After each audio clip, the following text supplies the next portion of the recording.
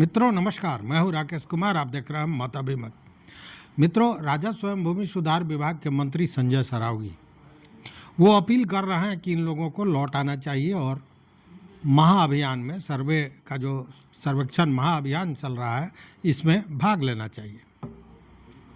लेकिन जब उनसे ये पूछा जाता है कि 110 कर्मियों को बर्खास्त कर दिया गया है, उनको टर्मिनेट कर दिया गया है, तो वो बड़े धीमे और बड़े संभ्रांत शब्दों में कहते हैं कि हाँ पता चला है।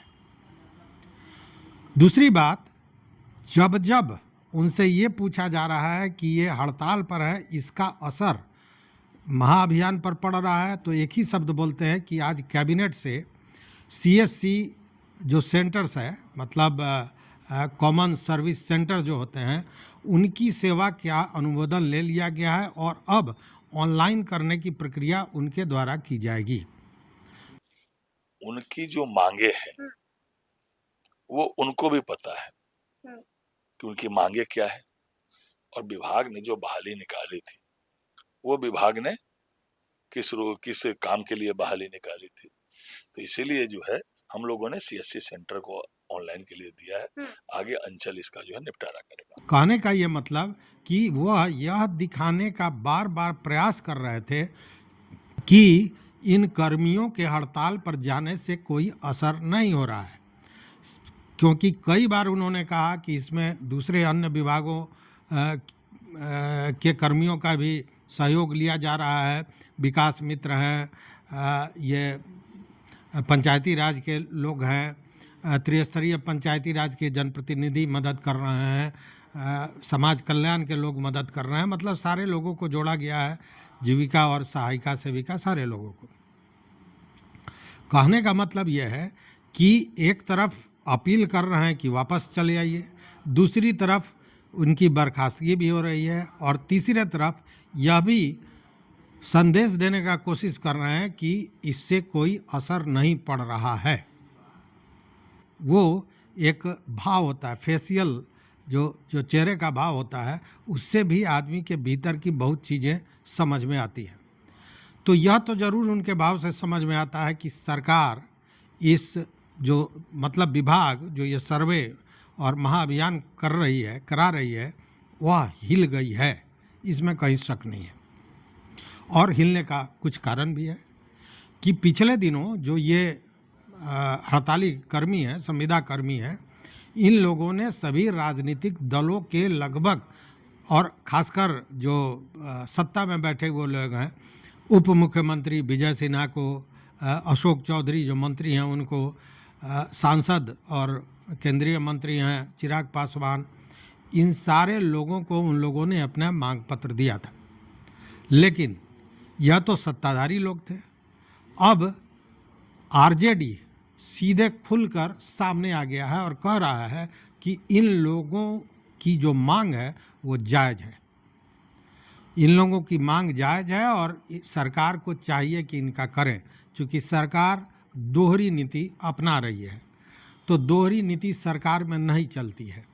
और यह मैं बात कर रहा हूँ, यह वक्तव्य है मंगनी लाल मंडल जो राष्ट्रीय जनता दल के अध्यक्ष हैं, उन्होंने ये बात कही है। एक इंटरव्यू उन्होंने कहा कि जब सरकार शिक्षकों के लिए इस तरह क्या काम कर सकती है, शिक्षक भी नियोजित थे, नियोजित मतलब वह भी संविदा पर थे, तो उनके भी नियमावली में दो चीज़ें स्पष्ट थी कि एक तो आप संविदा पर हैं, आप नियमित करने की बात नहीं कर सकते हैं, दूसरी बात कि अगर आपको हटा दिया जाता है उस स्थिति में आप कोई कानूनी कार्रवाई नहीं कर पाएंगे, जो मंगनी लाल मंडल का कहना है। बावजूद जब वो हड़ताल पर आए, जब उन्होंने दबाव डाला, तो सरकार ने बात को मान लिया। एक नॉमिनल जो परीक्षा होता है, कानूनन जो बाध्यता थी उसको हटाने के लिए और नियमावली बदलकर इनको राज्यकर्मी का दर्जा दे दिया गया, प्रमोशन भी दिया गया, इनका वेतन भी दिया गया, वेतन में जो बढ़ोतरी होती है वह भी होगी, मतलब सारी सुविधाएं दे दी गई। तो जब शिक्षकों के लिए ये किया जा सकता है तो इन संविदा कर्मियों के लिए क्यों नहीं, यह सवाल उन्होंने उठाया। और उन्होंने क्या कहा ये सुन लीजिए।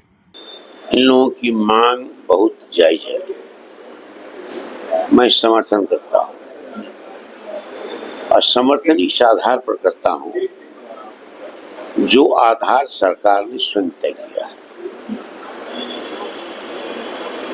सबसे पहले शिक्षकों की नियुक्ति हुई थी संविदा पर, और उन शिक्षकों से भी जो कंडीशन था, शर्तनामा था, लिखाया था, उसमें दो बिंदु थे।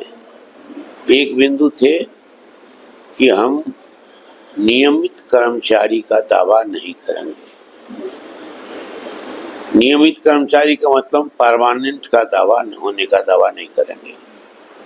दूसरा था कि जब हम करेंगे तो हमको टर्मिनेट किसी समय कर दिया जाएगा तो हम कानूनी पर हम नहीं करेंगे। दो बिंदु पर दस्तखत किया था।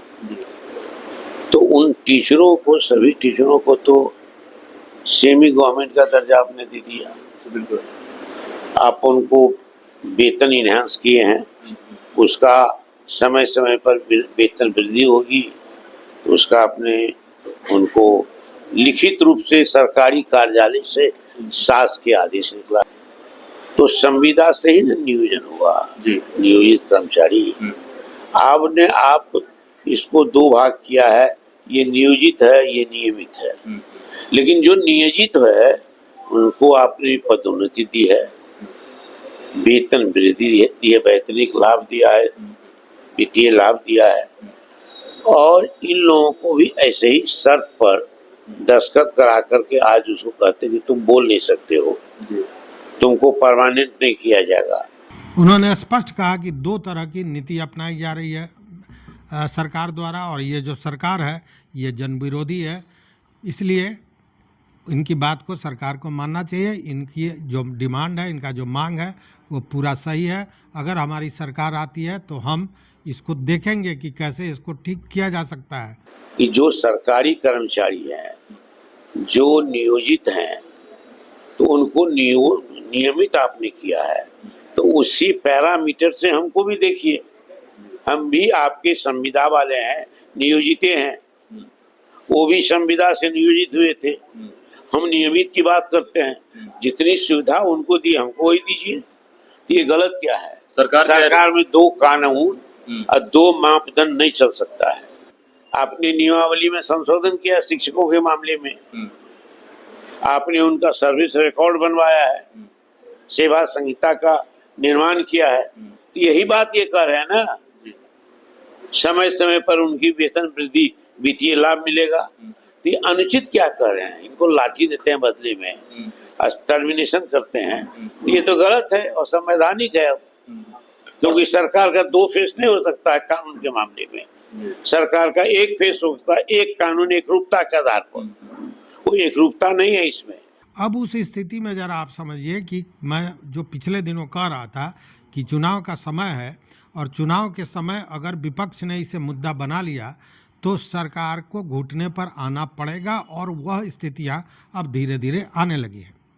अभी कानूनन पक्ष की बात छोड़ दीजिए, कानून में क्या होगा नहीं होगा वो बात की बात है, लेकिन अभी जो राजद, मतलब राजद बिहार का के विपक्षी पार्टियों में सबसे बड़ी पार्टी, सबसे मजबूत पार्टी, और राजद के राष्ट्रीय अध्यक्ष ने यह बात कही है। इसीलिए यह जो बात है इसका माने मतलब है। और अभी आपने सुना मंगनीलाल मंडल ने स्पष्ट कहा कि इनकी मांगे सही है और हम इनका समर्थन करते हैं। यह समर्थन केवल वही नहीं कर रहा है, उसके अलावा बहुत से लोग कर रहे हैं। आपको याद होगा पिछले दिनों जो पूर्व आईएएस थे यादव जी, वह भी मंच पर गए थे, वो भी लगातार इनके समर्थन की बात कर रहे हैं और ये कह रहे हैं कि सरकार गलत कर रही है। सरकार जब तक इनको नियमित नहीं करेगी तब तक सर्वेक्षण नहीं करा सकती है। उन्होंने तो बाकायदा एक सीरियल की तरह बना दिया सर्वे का सत्यानाश, और उस पर वो स्पष्ट उन्होंने मंच पर आके कहा। दूसरी ओर अधिवक्ता, जो हाईकोर्ट के अधिवक्ता आए थे मंच पर, उन्होंने भी कानूनी बात कही। हमने भी आपको बताया था कि सुप्रीम कोर्ट ने स्पष्ट कहा है कि नियमित काम के लिए संविदा पर आप नियुक्ति नहीं कर सकते हैं, आप नियमित काम के लिए नियमित नियुक्ति ही करेंगे। और यह काम जो है सो पूर्णतः नियमित है। लेकिन यह जो डराने वाली बात है, यह कहीं ना कहीं और भी इन हड़तालियों में जोश भर दिया है, इनकी एकता को मजबूत कर दिया है और यह ज़्यादा आत्मबल, आत्मविश्वास के साथ यह लड़ाई लड़ने को तैयार है। अब लड़ाई कहाँ जा रही है ये बता दें आपको कि अब ये लड़ाई भूख हड़ताल पर जाएगी। चूँकि कल मैंने बताया था कि इन लोगों ने 2-3 दिनों का मोहलत दिया है सरकार को कि 2-3 दिन में अगर सरकार कोई रास्ता नहीं ढूंढती है, उस स्थिति में यह भूख हड़ताल पर चले जाएंगे। और यह भी स्पष्ट कर दिया है कि अब हम लोग लौटेंगे नहीं, नौकरी जाएगी तो जाएगी लेकिन लौटेंगे नहीं। अपनी मांगों को पूरा कराने के बाद ही गर्दनी बाग के उस सभा स्थल को छोड़ेंगे और पूरी तरह शांतिपूर्ण, कोई उग्रता नहीं। आज तक यह इतना बेहतरीन ढंग से जो आंदोलन चल रहा है, हड़ताल चल रहा है, उसके पीछे सबसे बड़ा कारण यही है कि इसमें किसी तरह की उग्रता नहीं दिखाई दे रही है। और कल तक ये सारे लोग हाथ जोड़कर अपनी मांग की बात कर रहे थे। उनका कहना था कि सरकार, नीतीश कुमार अभिभावक हैं और वही हमारी समस्या को पूरा करेंगे। आज भी वो वही बात कर रहे हैं। उनका कहना है कि मुख्यमंत्री तक ये बात जाने नहीं दी जा रही है और ये सारी मनमानी ये जो पदाधिकारी हैं वो कर रहे हैं। अब देखने वाली बात है कि भूख हड़ताल ये शुरू होता है, उसके बाद स्थितियां और भी गंभीर होगी। उसके पहले क्या सरकार कोई रास्ता अख्तियार करती है, कोई बात आगे बढ़ाती है? आप भी देखते रहिए मत अभिमत। मित्रों, चैनल पर नए हो सब्सक्राइब कीजिए, लाइक कीजिए, दोस्तों के साथ शेयर कीजिए और अपना विचार जरूर दीजिए। बहुत बहुत धन्यवाद। कोटि शाह आभार।